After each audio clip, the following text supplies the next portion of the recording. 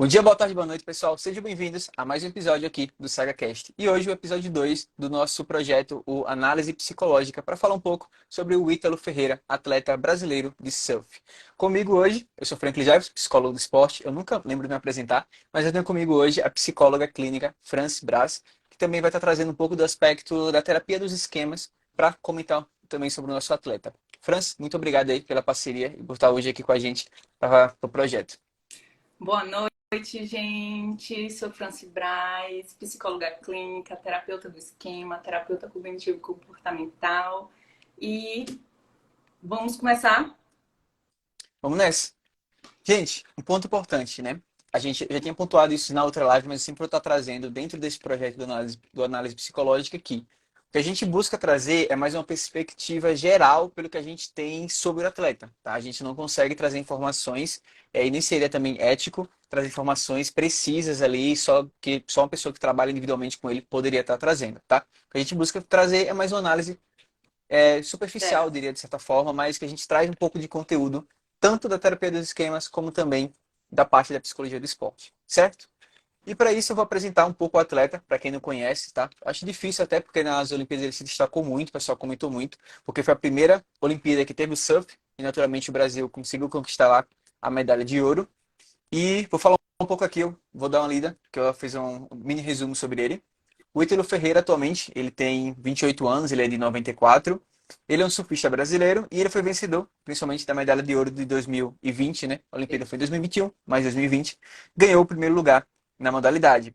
O Ítalo, uma coisa que se destacou muito, acho que até na época da Olimpíada o pessoal falou muito, foi da questão que ele começou a surfar com a prancha que era feita de casca de isopor, que era do seu pai, que na época era pescador. Então foi algo até que chamou na época a atenção das Olimpíadas, mesmo assim, pela história, né, de humildade e tal, que ele tem. E em 2011 ele iniciou no circuito juvenil, o circuito mundial juvenil, após ser descoberto realmente ele como um atleta com potencial. E nesse mesmo ano ele terminou como vice-campeão dentro dessa categoria aí, juvenil. Em 2015 ele fez sua estreia no circuito mundial de surf e na sua temporada de estreia ele acabou ganhando o título de revelação do ano e ficou em sétimo lugar dentro do circuito de maneira geral. E em 2019, né, ele se consagrou, né, campeão do Campeonato Mundial de Surf contra o tricampeão, o Gabriel Medina, se tornando o terceiro atleta brasileiro a ganhar o circuito mundial de surf. Então, assim, o Ítalo, por mais que seja um cara jovem, ele já tem uma carreira muito consolidada, principalmente pela Olimpíada, né? O primeiro ouro olímpico do surf da história.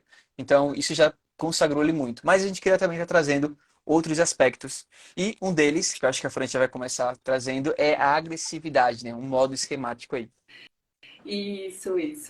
Então, assim, o Ítalo, a gente, para quem gosta, né, de surf, tem aquele documentário da Apple TV, Make or Uhum. Break, né? Então eles acompanham essa os hits, como é Os atletas que estão isso é no hype. os atletas do surf que competem mundialmente, né? Uhum. E o Ítalo ele ganhou a primeira o primeiro mundial dele, né? Tudo tranquilo, tudo ótimo. Uhum. Quando foi na segunda temporada do documentário, quem quiser assistir, fica bem perceptível o nervosismo dele.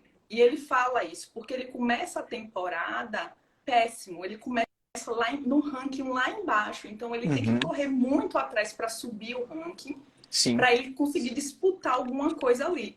E ele fala muito essa questão, eu não quero me contentar só com o bom o suficiente, porque eu já conquistei o primeiro Uhum. lugar, e essa sensação de vencer, ela vicia.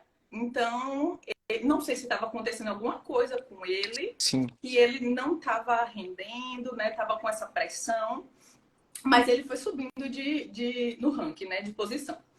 E aí chegou um momento que ele teve que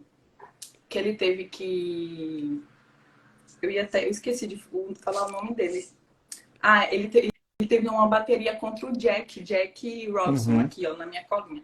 Jack Robson. Uhum. E ele achava que ele tinha sido 30 vezes melhor que o Jack Robinson. Uhum. E ele perdeu essa Sim. bateria.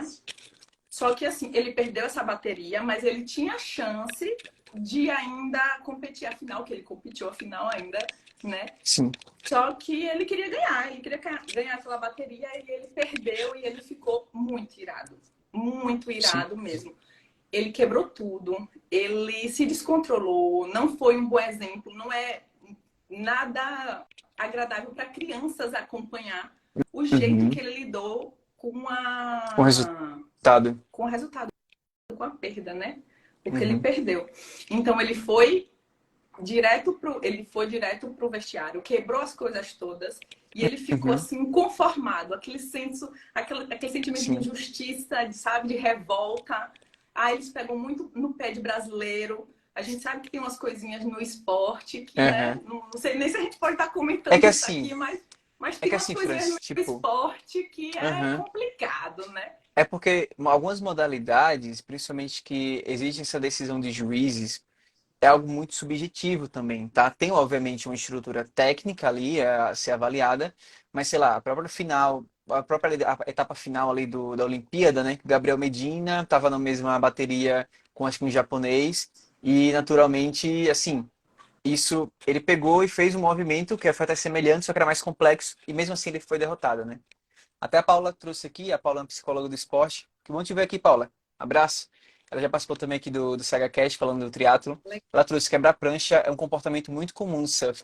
E essa, na verdade, esse quebrar o material esportivo, né, acaba sendo muito comum, né? A gente até comentou no Rafael Nadal, da questão do tênis, assim, Isso, de da como, raquete e tal.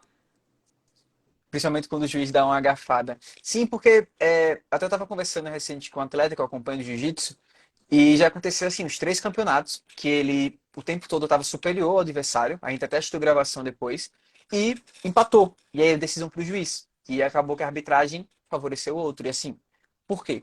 Sabe? Então, muitas vezes, quando fica esse critério, em modalidades como surf, que tem uma avaliação direta de alguém avaliando o tempo todo, assim, não tem como saber se ganhar sem alguém avaliar.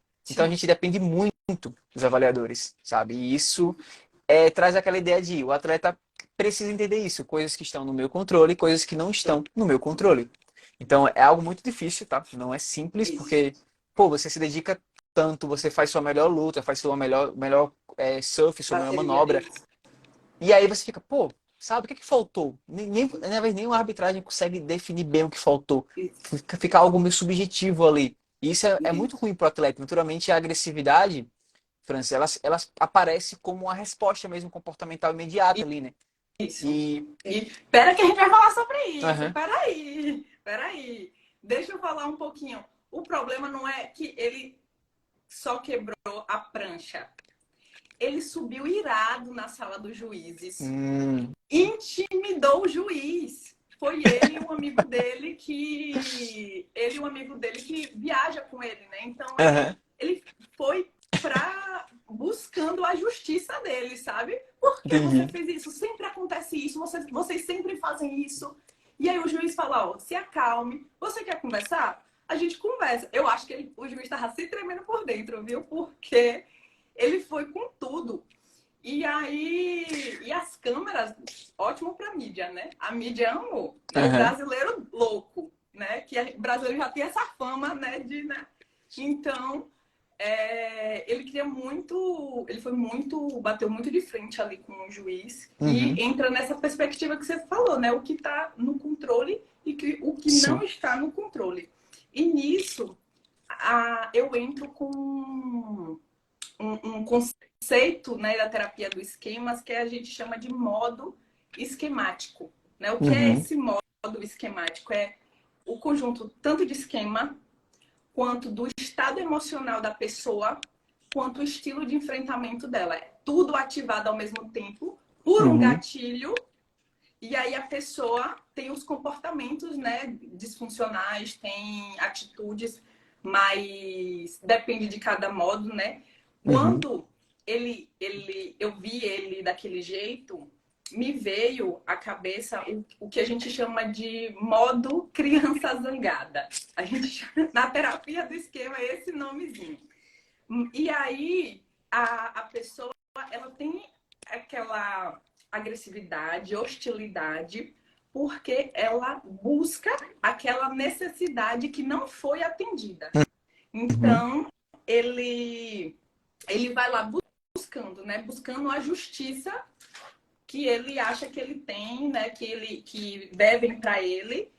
E os Sim. pensamentos, né? Que durante o documentário vem muito ele falando assim, os juízes me odeiam, né? Eles são injustos, isso só acontece comigo, ninguém gosta de brasileiro. E alimentar esses pensamentos, ele alimenta mais a frustração, né? E o senso que ele tem, assim, de que está sendo injustiçado, Uhum. e acaba se auto-sabotando também, né? Sim. Exato. Você... E pode pontuar. Não, Você pode fala agora. falar. Não, e isso puxa muita ideia. Foi o que a gente até tinha discutido, né, antes, para estruturando a live aqui, sobre. Acho que você tinha usado a palavra aprender a perder. E isso é algo muito complexo, né, da gente conversar às vezes, porque a gente não trabalha para perder, a gente sempre busca ali dar o melhor de si e realmente chegar mais perto da vitória, né? Mas não falar sobre o perder. Porque assim, por exemplo, vai ter o campeonato de jiu-jitsu agora, essa próxima semana, jiu-jitsu brasileiro. Hum, E, por exemplo, nas categorias você encontra, sei lá, 80, 90 atletas inscritos. E só um vence na categoria. Então você tem uma pessoa que vai vencer e mais 79 que não vão vencer. Ah, segundo, terceiro lugar. No final dos contos a gente sabe, não venceu. E o quanto é pesado isso, né? Sabe? A gente deve pensar de. É mais comum no esporte você perder do que você vencer. Essa é a sim, verdade. E muitas vezes é difícil de conversar, de se dialogar e às vezes o atleta entender também. E, cara, nem sempre você vai vencer todas. E isso faz parte do processo. Até hoje mesmo eu acabei soltando um post que ele foi bem compartilhado, assim, um monte de gente compartilhou, da NBA, do Atento Compo, sei lá, eu não sei pronunciar, mas ele é do Milwaukee Bucks, né? sim. Que ganhou, acho que uns 2 anos atrás, a NBA. E um jornalista, pelo segundo ano, perguntou para ele se essa temporada, né, da NBA foi um fracasso. E ele falou que, cara, já é a segunda vez que se pergunta isso, aí, pô, ano, ano passado, esse ano você foi promovido? Não. Então você foi um fracasso no seu trabalho? Não. Sabe? Como ele comenta muito sobre como é um processo. Ele, por exemplo, o Michael Jordan jogou 15 anos, ganhou 6. Os outros 9 anos foram um fracasso? Não.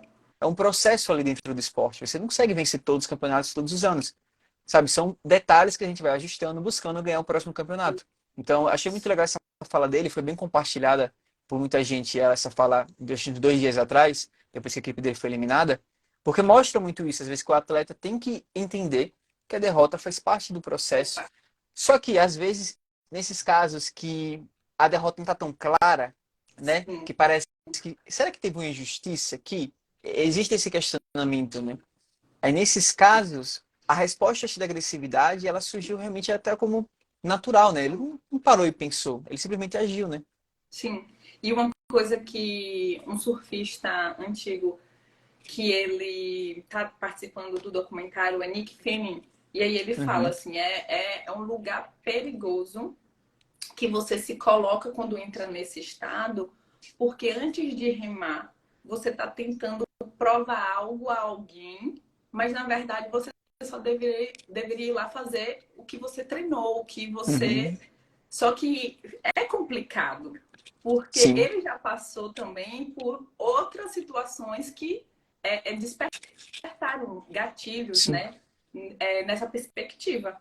Então, aí você pergunta assim, Franci, mas então a gente tem que fazer o quê, né? Com como é que Sim. a gente vai lidar? Porque a gente, no documentário, a gente vê como cada atleta lida, né, de uma forma. E é muito Uhum, interessante. E uma, um jeito que o Jack Robinson tem para lidar, né, é usando as técnicas de atenção plena, de mas, respiração, né? Aí você vem Ítalo Ferreira, agressividade, entrar no modo assim, ataque, e vai com tudo, e todo mundo ama, e aí a pessoa fica, poxa, eu acho que eu tinha que ser mais agressivo. Esse negócio aqui, ah, entendeu? Umas coisas que eles falam E aí você fica, calma aí, o que funciona para você não necessariamente vai funcionar Sim. para outra pessoa. Mas, Francis, tipo, um ponto que eu acho interessante a gente trazer é porque, assim, eu não acho que nem sempre a agressividade, principalmente falando do esporte, ela tem que ser vista como ruim, sabe? Eu acho que até Isso. é contraditório em alguns momentos. Por isso tem modalidades, por exemplo, sei lá, um futebol americano. Se você não vai com agressividade, você não derruba ninguém. Então, assim, obviamente, uma agressividade pontual, não ao ponto de você ser agressivo querendo causar uma lesão, mas ser agressivo, utilizar ela, aplicar no esporte. Teve uma vez um Sim, atleta de jiu-jitsu que ele trouxe essa questão comigo, que ele falou, cara, se eu fosse um pouco mais agressivo, eu tinha vencido, porque ele ficou com medo de finalizar o cara, porque ia, tipo, meio que quebrar ali o pulso, e o cara não queria bater, e ele, mais um pouco, ele sabia que ele ia quebrar o pulso do cara. E ele sim. falou, pô, sabe, eu vou fazer isso. E aí ele acabou perdendo. E isso foi que destravou nele uma raiva mesmo, assim, que ele falou, cara, eu tô com muita raiva porque eu poderia ter quebrado ali e ganhado, porque assim, o cara que não tava batendo não era culpa minha. Era pra ele ter batido já. Só que aí ele se questionou sobre isso. Pô, eu tenho que ser mais agressivo?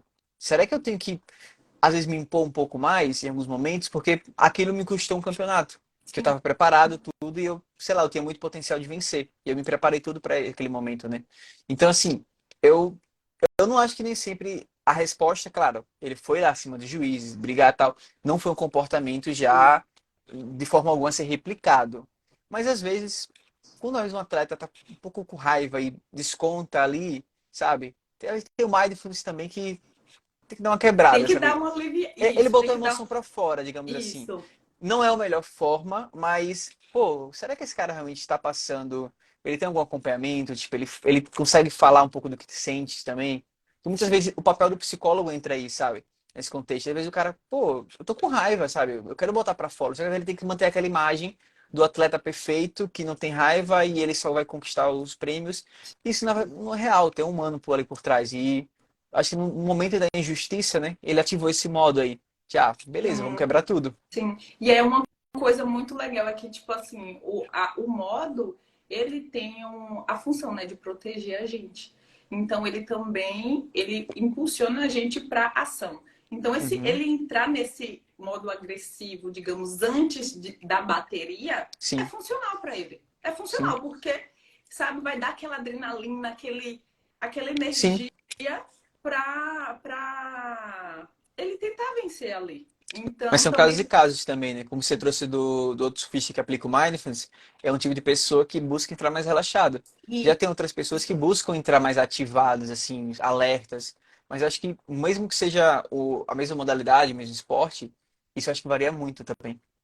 sim, varia bastante. Então, aquela questão, né? O que funciona para mim não funciona para você, né? Sim, E na terapia do esquema a gente também vê qual é o modo funcional, né? legal. Para a pessoa. O modo funcional que a gente busca, não de modo geral, é o que a gente Uhum, chama de adulto saudável, né? O modo entrar no adulto saudável, a pessoa conseguir identificar, neutralizar os pensamentos que te paralisam, né? Os pensamentos negativos que fazem você não conseguir agir assertivamente. Mas uhum, como eu disse, se é preciso para você entrar em um modo mais agressivo em determinado momento para te impulsionar para a ação, então aquilo está sendo funcional naquele momento. uhum. Sim, sim. Entende? E aí a questão é você conseguir trazer o modo adulto saudável para você conseguir entrar naquele estado de flow que Gabriel Medina faz isso bonito, né? Ele faz Uhum, isso lindamente na hora da bateria, na hora de estar fazendo as manobras e tudo. E uhum. isso é muito importante Sim, para o sim. atleta, né? E para o pessoal que não conhece o conceito, o estado de flow, tá? É um conceito que a gente utiliza muito na psicologia, mas ele já é bem dissimulado assim dentro Sim, de outras áreas. Basicamente é um momento de alta performance. É quando um atleta consegue estar tão imerso ali dentro do esporte, da modalidade ali que ele está fazendo, que é a concentração, as decisões, até mesmo ele consegue se superar em alguns momentos ali, bater seus recordes, porque ele está exposto a um desafio que provoca nele a necessidade de usar todas as habilidades e para isso ele fica com atenção plena realmente naquele momento. Ele sente prazer apenas pela própria atividade, sabe? A própria noção de tempo também acaba muitas vezes sendo alterada, então ou as coisas acontecem muito mais rápido ou então elas acontecem muito mais lento, sabe? Aquele famoso, o atleta que deu chute final e parece que a bola foi em câmera lenta. É uma Sim, percepção que muitas vezes ele tem realmente, sim. porque ele estava tão imerso naquela atividade ali que aquilo nos olhos dele, sabe, parecia que realmente ficou em câmera lenta. Então, a ideia de você entrar no estado de flow é isso, é você encontrar uma forma de desempenhar, entrar no seu desempenho máximo ali. Claro que não existe um padrão, e acho muito legal às vezes quando eu estou em palestra ou do tipo, e alguns atletas perguntam, como eu entro em flow? Não existe um certo padrão. A gente tem orientações, claro. Então, se eu entro numa competição de tênis contra o Rafael Nadal, eu nunca vou entrar em flow. Se eu vou jogar uma competição de tênis com a criança de 4 anos, também não. Se eu for jogar com uma pessoa que, por exemplo, estaria no meu nível no tênis, eu posso entrar em flow, porque vai ser algo desafiante, que eu tenho um risco de vencer ou não. Sim. Então, eu posso conseguir vencer se eu me esforçar. Então, eu tenho um desafio ali na minha frente, sabe? Então, isso pode provocar, se eu estiver muito concentrado, se eu gostar muito daquilo que eu estou fazendo. Então, existem gatilhos para você entrar em flow, porém acaba sendo algo muito Isso. subjetivo, sabe? Não dá para você entrar unicamente com 5 dicas para entrar em flow. Não funciona Sim, tão bem assim. sim. E nada, né? Nada funciona Sim. assim. E Eu faço esses posts, mas assim, é mais a critério informativo, né? Informativo. informativo.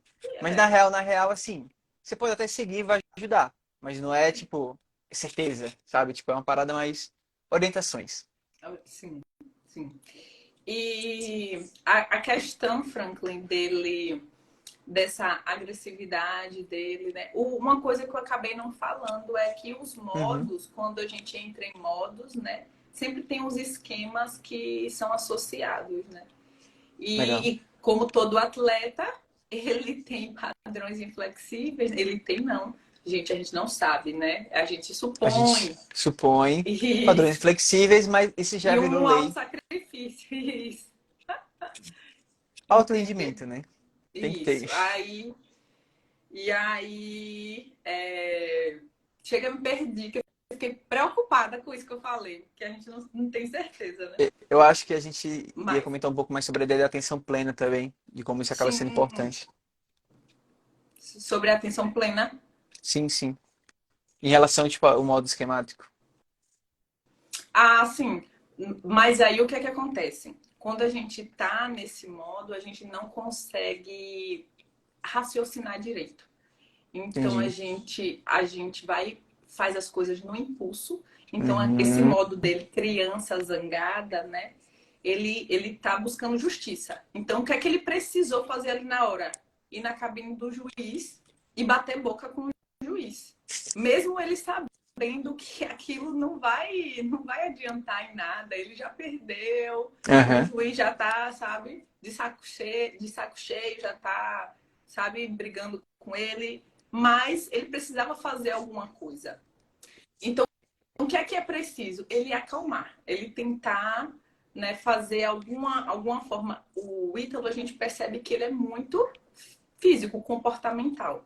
Então, ele Uhum. precisaria encontrar uma forma, né, com orientação de um psicólogo para o que é que eu posso fazer para não ter esses comportamentos que também, além de prejudicar ele, prejudica Sim. também as outras pessoas, entendeu? Então, o que é que eu preciso fazer quando eu tô assim, ir embora logo, sabe? Ir logo para casa para ir tomar um banho, ou não sei, e dar murro, sabe, no travesseiro em casa. O que é que eu Sim. posso fazer? E aí entra aquela questão que você vai descobrir como é que você pode tirar essa descarga do seu corpo para poder tentar buscar de novo o modo adulto saudável, para da próxima vez que isso acontecer, ele Uhum. conseguir respirar, porque assim, sem você saber os conceitos, sem a gente fazer uma psicoeducação de tudo, dele conseguir identificar quando ele entra no modo, não adianta, Não não é da funciona. primeira vez. Ele Uhum. precisa. É uma coisa até que eu li esses dias. A gente precisa vivenciar as emoções para a gente conseguir criar repertório de como lidar com elas. Então não Sim. adianta também a gente estar reprimindo ou evitando, Porque quando a gente sentir aquela emoção, a gente vai ficar perdido. E isso não serve só para coitadinha da raiva, né? Da agressividade, que é bem. Sim, As bichinhas são bem. O pessoal tem muito preconceito, né? Mas serve para qualquer emoção. sim, Se você não tem aquela frequência, né? Então, sim. ele precisa identificar para encontrar uma estratégia de respirar, de olhar o que é que está ao redor, fazer alguma técnica de atenção plena. O, o Tipo, Jack, ele fazia Francis, muito. Ah, só pontuando, tipo, é também interessante trazer a ideia de que o próprio esporte em si, ele já ajuda muito nisso, com o que eu costumo falar assim, principalmente sobre iniciação. O processo de iniciação, tá? Não, claro, voltado a uma iniciação precoce para alto rendimento, mas onde você colocar uma criança no esporte, além de criar, obviamente, uma introdução, que a gente espera ser positiva, a pessoa se cuidar e fazer uma atividade física, também traz algumas experiências de vida que, a depender do contexto familiar, você não vai vivenciar. É muito complicado. Como, por exemplo, a emoção que você sente após perder, ser derrotado, ser fracassar. Sabe? É uma sim. emoção que no dia a dia, se você não está num contexto esportivo, é meio complicado. Pode acontecer, obviamente, sei lá, você vai participar de um concurso, de um vestibular, e você perde. Você não passou. Mas se você nunca vivenciou aquilo antes, a emoção vai ser muito mais difícil de estar lidando. E naturalmente sua resposta também a ela comportamental vai ser até muitas vezes impossível porque você nunca teve uma experiência anterior que fizesse com que você pensasse sobre o que é perder. Sim. Então, o esporte ele ajuda muito nisso, às vezes, tá? Obviamente, a gente está citando o caso de um atleta e essa resposta dele já é uma resposta que ele deve estar fazendo há algum Sim. tempo. E mesmo assim, tipo, ele já teve essa experiência, né? Não foi o primeiro campeonato. Isso aqui, claro, esse caso específico aí do ataque de agressividade dele foi algo mais de uma Foi sensação de justiça, eu pontual, acredito. né? Também Aham. foi pontual. Ele não tem esse repertório Sim. na carreira dele. Foi algo que, Uhum. infelizmente, o pessoal estava filmando, né? O documentário. A gente não consegue dizer se já não aconteceu antes também. A gente está É, comentando mais de um caso específico que teve mais repercussão. Mas, voltando para a questão da atenção plena, né, para a gente estar lidando com agressividade, por exemplo. sim. Achei que você ia falar. É que eu tava Ah, vendo aqui, não, ó. é que Maísa você aqui, ter ela falou começado. sucesso, França. Obrigada, Maísa. Legal te ver por aqui, viu? Sim, a atenção plena com agressividade. E quando a gente. O nosso o comportamento, né? Ele é dito pelo. A gente expressa por causa. Tem um evento, vou falar sobre o modelo cognitivo, né? Agora. Uhum, Tem um evento e a gente tem interpretações sobre aquele evento que desencadeiam o sentimento, emoções e, consequentemente, a gente age conforme naquilo. E com uhum, a atenção plena, a gente aprende a dar um stopzinho, né? uhum. Peraí, tô sentindo isso aqui, vamos ver se é verdade, vamos acalmar, a pessoa consegue. Não, a gente não deixa de sentir aquilo, pessoal, não tem como. A gente consegue manejar o comportamento, Uhum, né? Dar uma acalmada, mas você está frustrado, você não vai deixar de estar frustrado, sim, sabe? Você vai, você vai ver uma maneira de não subir correndo lá e ameaçar as pessoas, né? meio impossível. É. Mas legal, Tem tipo, mais alguma coisa, Franklin, para falar sobre atenção plena? Você gosta de trabalhar com eu atenção plena? utilizo bastante. Eu utilizo normalmente estratégias básicas mesmo, além de respiração, como um pouco introdutória, mas a gente busca depois estar trabalhando o Mindfulness. Até porque o Mindfulness ele faz parte do Exaflex, né? Que é o Sim. modelo de saúde dentro da terapia da aceitação e compromisso. Então, a atenção plena ela faz parte do processo também de acompanhamento clínico, mas claro que eu acabo utilizando um pouco da atenção plena e da ACT em si na próprio trabalho com atletas, né? Que é mais recorrente. Mas E é bem útil. bastante. E eu queria perguntar para você, o que é que qual a sua sugestão para Ítalo? O que é que você A gente dá você uma sessão. poderia Agenda uma sessão. Ah, adorei, é isso mesmo. Agenda uma sessão que a gente vê o que Mas é que assim, faz para você. Mas uma orientação. eu Quer dar acredito uma que muitas, orientação para atleta quando está com essa raiva assim? muitas vezes é entender um pouco da origem dessa raiva, entender um pouco da resposta, e se essa resposta fazer ele ter consciência. Essa resposta que você está dando, ela está sendo funcional para você? Por exemplo, o quanto isso, talvez esse ataque de agressividade dele poderia, sei lá, provocar uma suspensão e ele ficar um ano todo sem campeonatos, sabe? Isso. Você ficar, tipo, 3 anos, sei lá, uma suspensão desse tipo de participar do campeonato mundial. O quanto isso prejudicaria a carreira dele, a imagem dele pública, os patrocínios. Então, esse cuidado também, por mais que obviamente foi uma situação ali atípica, mais emocional, que ele se sentiu injustiçado, mas ter esse cuidado também, né? Até porque, como a gente falou lá no início, é muito comum no esporte a gente mais perder do que ganhar. Sim, Então, mesmo nas situações, principalmente modalidades como a dele, que é uma modalidade que sempre é através de uma avaliação mais subjetiva, sabe? Nem sempre você vai sentir, você vai sair da bateria e vai dizer, caramba, eu venci, sabe? Eu fiz uma manobra sensacional. E vai ter um cara que vai fazer uma manobra ok e ele vai ganhar, porque a sim, execução foi melhor. E aí, né? A gente entra nessa questão. Tanto que, sei lá, era muito comum o pessoal assistir o skate. Eu vi o pessoal assistindo mais o skate, até pelo horário e tal, do que o surf. Eu mesmo assisti. E assim, a gente via a pessoa dava tipo 5 giros, outra dava quatro, mas a de 4 teve uma pontuação melhor porque o final. A gente não conseguia entender muito bem, a gente só via a pontuação e é Brasil, sabe?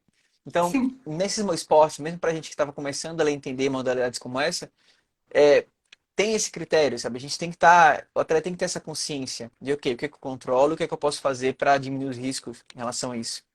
E, obviamente, Isso. uma psicoeducação emocional ali para, vamos entender um pouquinho como suas emoções funcionam e como você está respondendo a elas. Sim. E as estratégias que você também. Você, não sei se como é essa parte assim, Aham. mas estratégias para da próxima vez que isso acontecer, eu tentar fazer de tal forma. Entendeu? Por isso, pessoal, que é Sim, importante o psicólogo, psicólogo do esporte, eu acho né, assim, Fran? um dos pontos mais importantes que eu tento sempre fazer, né? Eu não uso muito RPD, eu faço uma versão adaptada assim, mas eu Sim, sempre tento trazer mais a ideia do atleta começar a se perceber emocionalmente.